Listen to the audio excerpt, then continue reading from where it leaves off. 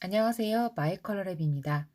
지난 시간에 걸쳐서 오늘 퍼스널 컬러 테스트 두 번째 시간인데요. 오늘은 8가지 외향형 성격에 대해서 알아보겠습니다.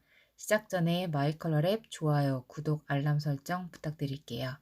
그럼 오늘은 외향형 컬러를 한번 알아보겠는데요. 지난번에 위에 있는 8가지 컬러는 내향형으로 알아봤고요.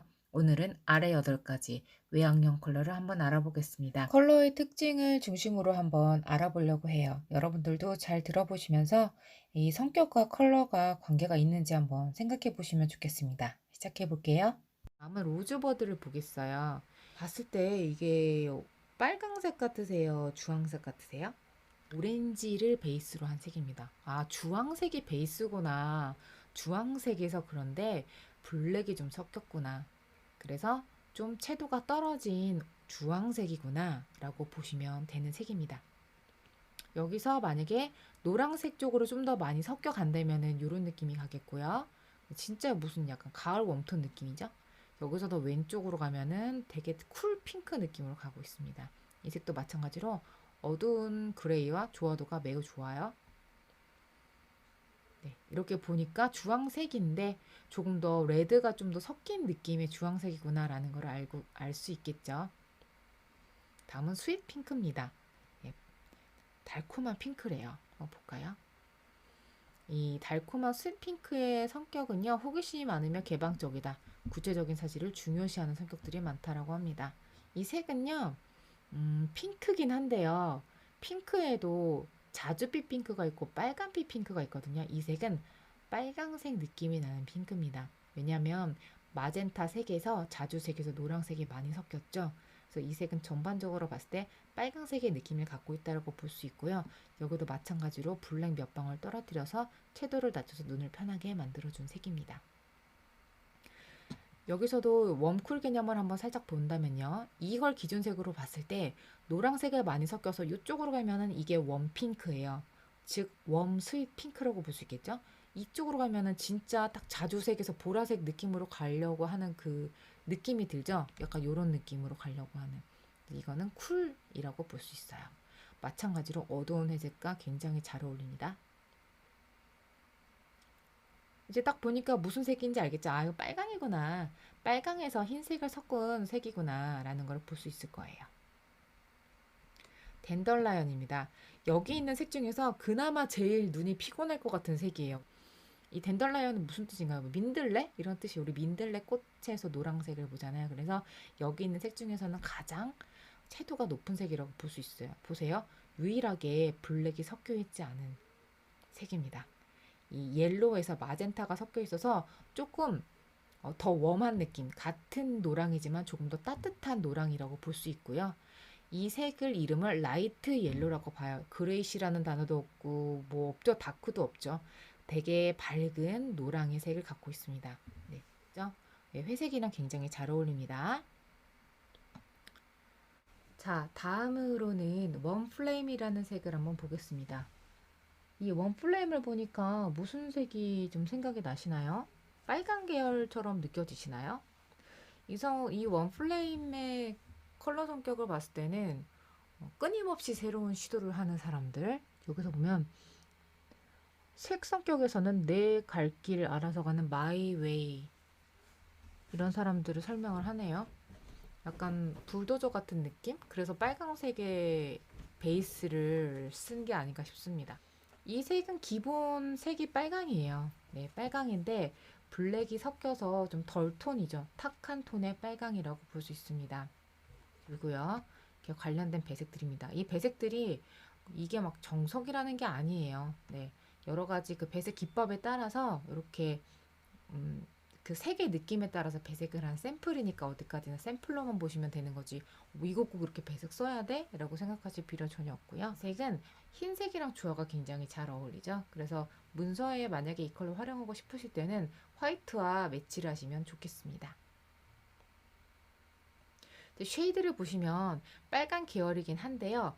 완전히 우리가 알고 있는 그 딱 그 원색의 빨강 느낌은 아니라 약간 다홍색 정도의 느낌? 네, 그 정도의 빨강 느낌을 갖고 있는 색이구나 라고 보시면 될 것 같고요. 그 색이 원색으로 갈수록 이렇게 되겠죠. 캡터스, 선인장을 닮은 컬러네요. 예, 이건 어떤 색일까요? 체계적으로 일하고 규칙을 준수한대요. 사실적인 목표 설정에 능한 성격들이라고 말합니다. 현실적이고 리더십이 강한 사람으로 표현을 하고 있네요. 이게 베이스가 그린이에요. 근데 라임 그린이라 그래서 조금 더 라임색은 조금 더 약간 연두빛이 나죠. 일반 초록보다는. 그래서 라임 그린에서 어둡고 회색이 섞인 톤이다라고 볼 수 있습니다. 지금 거의 덜톤에서 조금 더 어둡게 가려고 하는 거죠.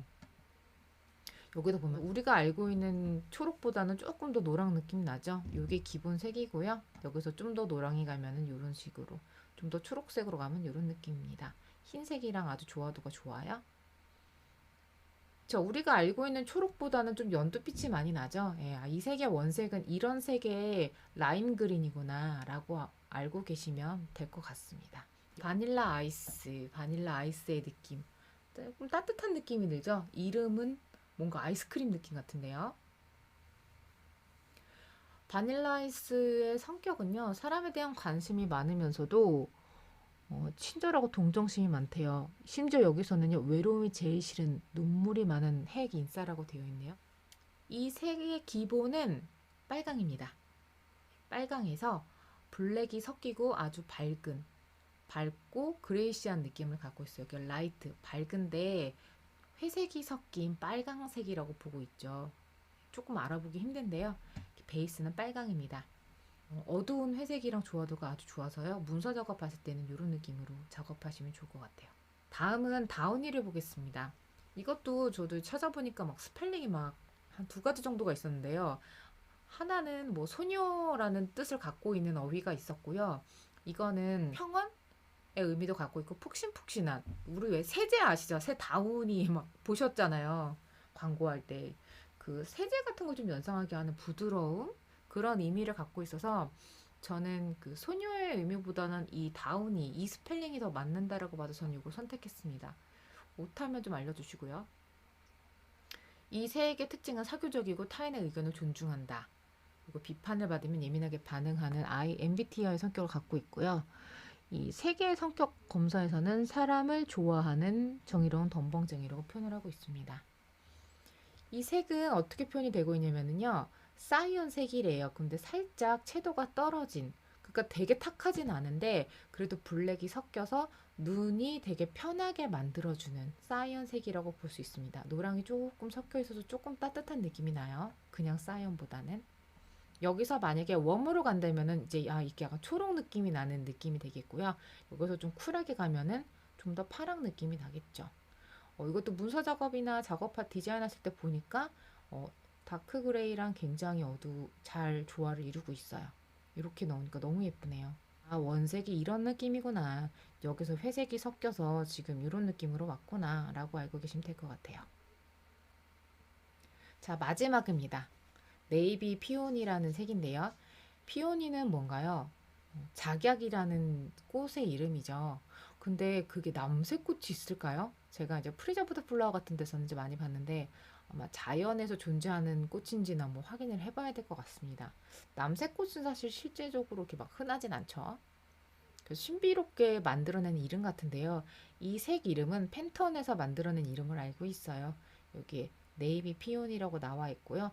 그 패션 컬러 이름을 활용하면서 만든 걸로 알고 있습니다.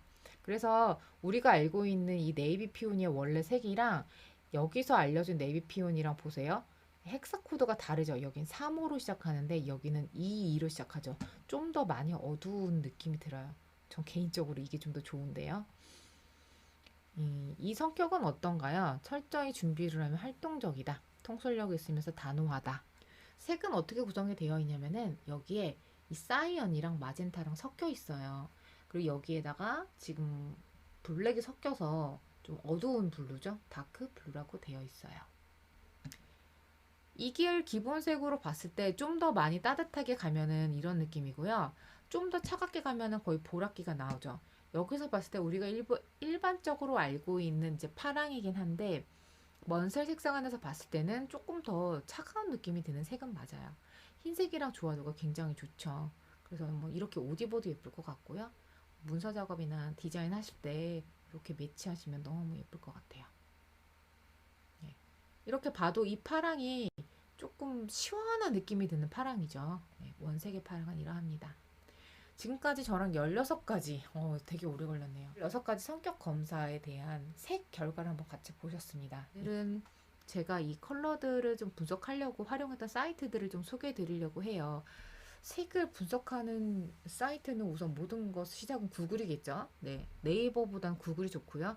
거기서 색을 시작하다 보면은 분석하는 여러 가지 사이트들이 소개가 되는데 우선 헥스코드를 검색하기에 좋았던 사이트는 저는 컬러 헥사였던 것 같아요. 이 외에도 헥스코드를 알려주는 사이트는 굉장히 많이 있고요. 그 다음에 많이 하는 것이 인사이클로피디아는 헥스코드 중심이라기보다는 전반적인 색의 정보를 찾아볼 수 있는 아주 좋은 사이트입니다. 그래서 여러분이 혹시 색을 이렇게 보다가 궁금한 게 생기시다면 인사이클로피디아를 먼저 활용해 보시면 좋을 것 같아요. 그리고 이것은 그 팬턴사에서 만든 팬턴 위키, 거의 우리가 알고 있는 위키백과 같은 거 있죠. 여기는 뭐 팬턴 백과라고 보면 될 것 같아요. 팬턴 팬덤이라는 사이트인데요. 여기에 이제 들어가셔서 검색 창이 있습니다. 여기 보이시죠? 서치라고 되어 있는 요 검색 창에다가 내가 궁금한 색 이름을 넣어서 보시면 팬턴에서 쓰는 색 이름 정도는 웬만하면 찾으실 수 있으실 거예요. 자, 색을 보다 보면 특히 색 이름이 굉장히 많이 헷갈립니다. 근데 그 색 이름은 고정되어 있고 사실 정답이 있진 않아요. 왜냐면 기관들마다 쓰는 색의 특징이 좀 다르거든요. 그러니까 색 이름에 대해서는 조금 고정관념을 살짝 버리시고 좀 열린 마음으로 접근을 하시는 게 좋을 것 같습니다. 지금까지 마이컬러랩에서 함께한 16가지 색의 성격을 한번 봤는데요. 다음에는 좀 더 재미있고 유익한 이야기로 찾아뵙겠습니다. 시청해주셔서 감사합니다. 구독, 좋아요, 알람 설정 부탁드릴게요. 다음에 뵙겠습니다.